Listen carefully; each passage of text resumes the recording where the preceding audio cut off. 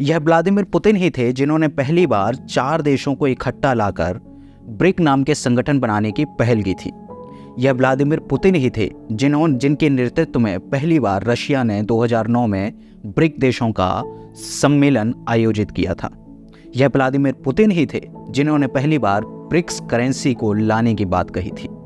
लेकिन आज ऐसी क्या बात हो गई कि इसी ब्रिक्स सम्मेलन से व्लादिमीर पुतिन नदारद नजर आए।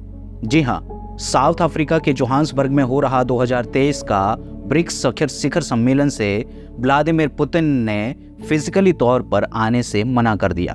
उन्होंने इस मीटिंग को वर्चुअली तौर पर संबोधित किया। आखिर वो क्या वजह थी जिनकी वजह से व्लादिमीर पुतिन ब्रिक्स सम्मेलन में आने से कतरा रहे थे? क्या व्लादिमीर पुतिन को अपनी गिरफ्तारी का डर सता रहा था? क्या वाकई साउथ अफ्रीका व्लादिमीर पुतिन को गिरफ्तार कर सकता है? आखिर इन दावों में कितनी सच्चाई है और क्या है झूठ? जानिए इस पूरी खबर की बारीक जानकारी मेरे साथ। नमस्कार, वोकल न्यूज़ में आपका स्वागत है। इस खबर की शुरुआत 2001 से करते हैं। 2001 में एक ब्रिटिश इकोनॉमिस्ट जिम ओनेल ने एक पेपर पब्लिश किया और उस पेपर में यह लिखा कि दुनिया का इकोनॉमिक फ्यूचर BRIC यानी ब्राज़ील, रशिया, इंडिया और चाइना, इन 4 देशों में निहित है। मतलब जो लोग इन 4 देशों में पैसा लगाएंगे वे शिखर पर पहुंच जाएंगे। जिम ओनेल की यह भविष्यवाणी बिल्कुल सही साबित हुई और जिन जिन लोगों ने इन 4 देशों में इन्वेस्ट किया वे रातों रात मालामाल हो गए। फिर क्या था? इसी इकोनॉमिक्स को उठा करके व्लादिमीर पुतिन और चाइना ने ब्रिक नाम के संगठन को बनाने का आइडिया सामने रखा और देखते ही देखते यह संगठन बनकर तैयार भी हो गया। 2009 में इसका पहला सम्मेलन रशिया ने खुद आयोजित किया और 2010 में साउथ अफ्रीका के जुड़ने के बाद यह ब्रिक्स से ब्रिक्स बन गया। आज यह संगठन इतना मजबूत हो चुका है कि हाल ही में इसने GDP के मामले में G7 संगठन को पीछे छोड़ दिया है। आज इस ब्रिक्स में दुनिया की लगभग 40% आबादी को प्रतिनिधित्व देने वाले देश शामिल हैं। इतना ही नहीं, लगभग दुनिया की 1/4 GDP को भी ओन करने वाले देश इस संगठन में शामिल हैं। इस संगठन में आज 22 से ज़्यादा ऐसे देश हैं जो इसका हिस्सा बनना चाहते हैं, मेंबर बनना चाहते हैं। उन्होंने अपनी एप्लीकेशन डालकर रखी है। इतने महत्वपूर्ण संगठन से एक ऐसे देश के राष्ट्राध्यक्ष नदारद नजर आए जिन्होंने खुद इस सम्मेलन की, इस संगठन की नींव रखी थी, जिनका नाम है व्लादिमीर पुतिन।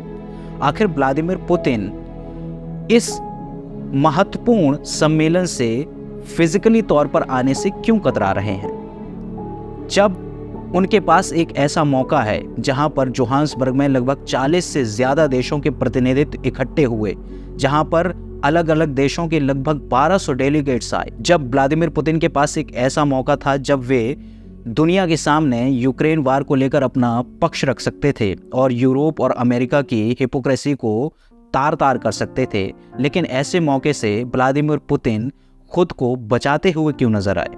क्या वाकई व्लादिमीर पुतिन को अपनी गिरफ्तारी का डर सता रहा था?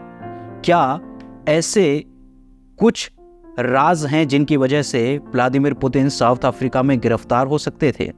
मैं बताऊंगा पूरी खबर आपको, लेकिन उससे पहले हमारे इस चैनल को सब्सक्राइब करें, इस वीडियो को लाइक करें, शेयर करें, कमेंट्स करें और ज़्यादा से ज़्यादा लोगों तक पहुंचाने का प्रयास करें। तो आइए खबर की शुरुआत करते हैं। दोस्तों, यह पूरी खबर शुरू होती है 2022 से। 2022 में रसिया ने यूक्रेन के 2 हिस्सों लुहांस्क और डोनेत्स्क को स्वतंत्र राष्ट्र घोषित कर दिया और वहां पर अपनी आर्मी तैनात कर दी। इसी को लेकर यूक्रेन और रशिया में युद्ध जैसी स्थितियां पैदा हो गईं और दोनों देशों ने एक दूसरे पर हमले शुरू कर दिए और इसी हमलों में डोनेत्स्क और लुहांस्क के कई आम नागरिकों ने भी अपनी जानें गंवाई। अब ऐसे बच्चे जो कि इस युद्ध में अनाथ हो चुके थे, जिनके माता पिता, परिवार के लोग इस युद्ध में मारे गए थे, रशिया जो इस हिस्से पर कब्जा कर चुका था, इसलिए रशिया ने यह सोचा कि यहाँ के बच्चों को ले जा करके वो रशिया में रखेगा और उन्हें रशियन तरीके से एजुकेशन देगा, उन्हें रशियन तरीके से उनकी परवरिश करेगा, पढ़ाई कराएगा और उन्हें यूक्रेन के खिलाफ भड़काएगा। तो इस आइडिया को लेकर रशिया ने डेनवास्क और लुहांस्क के बच्चों को उठा लिया और रशिया में ले गए। फिर क्या था? यूक्रेन ने इस मुद्दे को इंटरनेशनल क्रिमिनल कोर्ट में उठाया। जी हाँ, इंटरनेशनल क्रिमिनल कोर्ट में यूक्रेन और कई एनजीओज ने मिलकर व्लादिमीर पुतिन के खिलाफ एक मुकदमा दायर किया। मैं आपको बता दूं कि इंटरनेशनल क्रिमिनल कोर्ट और इंटरनेशनल कोर्ट ऑफ जस्टिस ये दोनों अलग संस्थाएं हैं।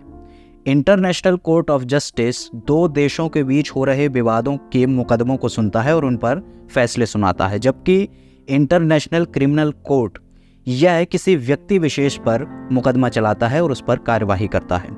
इंटरनेशनल क्रिमिनल कोर्ट के हेडक्वार्टर आपको नीदरलैंड में मिलेंगे। तो फिर क्या था? यूक्रेन ने कुछ एनजीओज के साथ मिलकर रूस के राष्ट्रपति व्लादिमीर पुतिन और मारिया वेलोवा, जो कि रशिया में कमिश्नर फॉर चिल्ड्रन राइट्स के तौर पर काम कर रही हैं, इन दो व्यक्तियों के खिलाफ इंटरनेशनल क्रिमिनल कोर्ट में मुकदमा दायर कर दिया। और मुकदमा क्या था? मुकदमा था abduction of childrens of Ukraine. अर्थात इन दो व्यक्तियों ने, यानी व्लादिमीर पुतिन और मारिया वेलोवा ने लुहांस्क और डेनवास्क के लगभग 400 से भी ज़्यादा बच्चों को अगवा कर लिया है, किडनैप कर लिया है और उन्हें रशिया में अवैध तरीके से रखा हुआ है। यह मुकदमा इंटरनेशनल क्रिमिनल कोर्ट में लगभग 1 साल तक चलता रहा और मार्च 2023 में इंटरनेशनल क्रिमिनल कोर्ट ने इस मुकदमे में अपना फैसला सुनाया और फैसला यह था कि व्लादिमीर पुतिन और मारिया वेलोवा को तुरंत गिरफ्तार कर लिया जाए। जी हाँ, व्लादिमीर पुतिन के खिलाफ अरेस्ट वारंट निकाल दिया गया। अब वे देश जो इंटरनेशनल क्रिमिनल कोर्ट के रूल्स रेगुलेशन का हिस्सा हैं, जो इनके नियम कायदों को मानते हैं, उन देशों के लिए यह बाध्यता हो गई कि अगर व्लादिमीर पुतिन उन देशों में जाते हैं तो उन देशों को व्लादिमीर पुतिन को तुरंत गिरफ्तार करना होगा। और मज़ेदार बात तो ये है कि साउथ अफ्रीका भी इंटरनेशनल क्रिमिनल कोर्ट का एक हिस्सा है। साउथ अफ्रीका भी इंटरनेशनल क्रिमिनल कोर्ट के नियम कायदों को, वहाँ के फैसलों को मानता है। अब साउथ अफ्रीका के सामने समस्या यह थी कि 2023 का उसे ब्रिक्स सम्मेलन ऑर्गेनाइज करना था और पुतिन भी इस सम्मेलन में हिस्सा लेने वाले थे। रिपोर्ट्स तो यहाँ तक आ रही थी कि पुतिन की एक पूरी टीम साउथ अफ्रीका में पहुंची थी, जो वहाँ पर पुतिन के आगमन का जो भी तैयारी है उसका लेखा जोखा रख रही थी। और दूसरी तरफ अमेरिका और यूरोपियन कंट्रीज़ ने साउथ अफ्रीका पर लगातार दबाव बनाना शुरू कर दिया। यहाँ एक तरफ पुतिन अफ्रीका आने की जिद पर अड़े हुए थे और वेस्टर्न कंट्री साउथ अफ्रीका पर यह दबाव बना रही थी कि जैसे ही पुतिन साउथ अफ्रीका में कदम रखें उन्हें गिरफ्तार कर लिया जाए। यहाँ तक कि वेस्टर्न कंट्रीज़ ने साउथ अफ्रीका पर इतना दबाव डाला कि हर तरीके की जियोपॉलिटिक्स मूव भी अपनाए गए और देखते ही देखते फरवरी 2023 में साउथ अफ्रीका को ग्रे लिस्ट में भी डाल दिया गया। जी हाँ, ये एक गंदी चाल थी वेस्टर्न कंट्रीज़ की साउथ अफ्रीका को फंसाने के लिए कि और उस पर दबाव डालने के लिए कि साउथ अफ्रीका जल्द से जल्द पुतिन के आने पर उन्हें गिरफ्तार कर ले। लेकिन पुतिन ने और साउथ अफ्रीका ने इस पूरे व्यू से बचने का एक अच्छा तरीका निकाला और व्लादिमीर पुतिन ने खुद ही साउथ अफ्रीका आने से मना कर दिया। व्लादिमीर पुतिन ने इस पूरी मीटिंग को वर्चुअली तौर पर संबोधित किया और अपना वक्तव्य दिया। रशिया की तरफ से व्लादिमीर पुतिन की जगह उनके विदेश मंत्री सर्गेई लेवरोव ने इस ब्रिक्स सम्मेलन में रशिया का प्रतिनिधित्व किया। इसके बावजूद भी वेस्टर्न कंट्रीज और यूक्रेन की तरफ से लगातार दबाव रशिया पर बनाया जा रहा था। जोहान्सबर्ग में जहां पर यह ब्रिक्स सम्मेलन हो रहा था, वहां से लगभग 3 किलोमीटर की दूरी पर मंगलवार को एक बड़ा भारी प्रोटेस्ट किया गया रशिया के खिलाफ और इस प्रोटेस्ट के जरिए रशिया को यह संदेश देने की कोशिश की गई कि व्लादिमीर पुतिन को यहाँ पर ना आने दिया जाए और इस ब्रिक्स सम्मेलन में रशिया के इस हमले की निंदा की जाए। लेकिन साउथ अफ्रीका ने भी बहुत ही चालाकी से रशिया और वेस्टर्न कंट्रीज़ के अपने संबंधों को बड़ी ही प्रगाढ़ता से निभाया और एक ऐसा रास्ता निकाला कि सांप भी मर गई और लाठी भी नहीं टूटी। यह पूरा सम्मेलन जोहान्सबर्ग में अच्छे तरीके से संपन्न हो चुका है और सभी देशों ने इसमें हिस्सा भी लिया। लगभग 40 से ज़्यादा देशों के प्रतिनिधि यहाँ पर शामिल हुए और बहुत सारे मुआहदे भी यहाँ पर साइन किए गए। अब देखना यह होगा कि व्लादिमीर पुतिन क्या उन देशों में जाने से कतराएंगे जो इंटरनेशनल क्रिमिनल कोर्ट का हिस्सा हैं, क्योंकि ब्रिक्स देशों में ही ब्राज़ील भी एक ऐसा देश है जो कि इंटरनेशनल क्रिमिनल कोर्ट का हिस्सा है।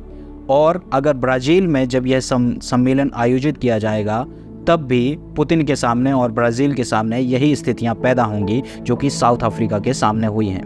लेकिन राहत की बात यह है कि भारत और चीन जो कि ब्रिक्स सम्मेलन का हिस्सा हैं, ये दोनों ही देश इंटरनेशनल क्रिमिनल कोर्ट का हिस्सा नहीं हैं। ये दोनों ही देश इंटरनेशनल क्रिमिनल कोर्ट के रूल्स रेगुलेशन को, वहाँ के फैसलों को, वहाँ के कायदे कानून को नहीं मानते। इसलिए अगर व्लादिमीर पुतिन भारत में या चीन में जाते हैं तो उन पर गिरफ्तारी जैसी कोई भी कार्यवाही होने का डर नहीं है। तो इस तरह से हमने देखा कि व्लादिमीर पुतिन ने क्यों फिजिकल तौर पर साउथ अफ्रीका आने से मना किया और इस पूरे सम्मेलन को वर्चुअली तौर पर अटेंड किया। तो आज के लिए इतना ही। इसी तरह की और भी रोचक और दिलचस्प खबरों के लिए जुड़े रहिए वोकल न्यूज़ के साथ। मुझे दीजिए अनुमति। नमस्कार।